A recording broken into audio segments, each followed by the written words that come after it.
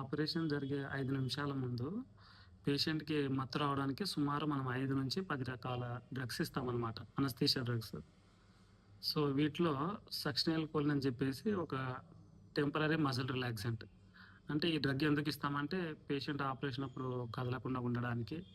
అలాగనే మనము పేషెంట్‌కి నోట్లో ట్యూబ్ ఏసేటప్పుడు ఈ వోకల్ కార్డ్స్, శ్వాసనాళం అంతా రిలాక్స్‌గా ఉండడానికి ఈ మజిల్ రిలాక్సెంట్ ఇస్తామనమాట. కొన్ని కమ్యూనిటీస్‌లో ఎస్పెషల్లీ ఆర్యవైశ్య కమ్యూనిటీస్‌లో ఒక ఎంజైమ్ డెఫిషియన్సీ అనేది ఉంటుంది. సూడోకోలినెస్టరేజ్ ఎంజైమ్ డెఫిషియన్సీ అని.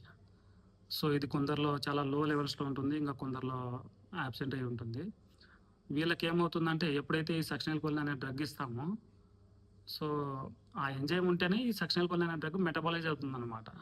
సో, వీళ్ళలో ఈ ఎంజైమ్ లేకపోవడం వలన బాడీలో 5-10 నిమిషాలు యాక్ట్ చేయవలసిన మజిల్ రిలాక్సెంట్ సుమారుగా కొందరికి 3 గంటలు, 6 గంటలు, 12 గంటలు, 24 గంటల దాకా ఆ డ్రగ్ అలాగనే యాక్షన్‌లో ఉంటుంది. దీనివల్ల ఏంటంటే వాళ్ళు కంప్లీట్‌గా రెస్పిరేషన్ ఆపేస్తారు. సో, ఆ బాడీలో ఆ డ్రగ్ ఉన్నంత వరకు వాళ్ళు కంప్లీట్‌గా రెస్పిరేషన్ తీసుకోలేరనమాట. సో, అంతసేపు మనం కంప్లీట్‌గా వెంటిలేటర్ ద్వారానే మనం వీళ్ళకి రెస్పిరేషన్ ఇవ్వాల్సి ఉంటుంది. ఇలాంటి కేసెస్‌లు చాలా చూసాము. మనం స్టడీస్ ప్రకారం కూడా సుమారుగా 100 మందిలో ఒక 4 మందికి ఈ ఎంజైమ్ డెఫిషియన్సీ ఉంటుంది. ఎస్పెషల్లీ ఈ కమ్యూనిటీ వాళ్ళలో.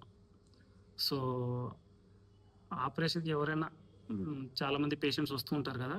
వీళ్ళు మర్చిపోకుండా చేయవలసిన పనేంటంటే పాస్ట్ హిస్టరీ కంపల్సరీగా ఇక్కడున్న డాక్టర్స్‌కి చెప్పాలి. అంటే ఇంతకుముందు సర్జరీ జరిగినప్పుడు ఏమన్నా ఐసీయూలో ఎక్కువ రోజులు పెట్టాల్సి వచ్చిందా? వెంటిలేటర్ పైన ఎక్కువ సేపు ఉన్నారా? ఇంతకుముందు సర్జరీలో ఏమన్నా బ్లీడింగ్ అయ్యి ఎక్కువ కాంప్లికేషన్స్ ఉన్నాయా? పేషెంట్‌కి సివియర్ లివర్ సంబంధించిన సమస్యలేమన్నా ఉన్నాయా?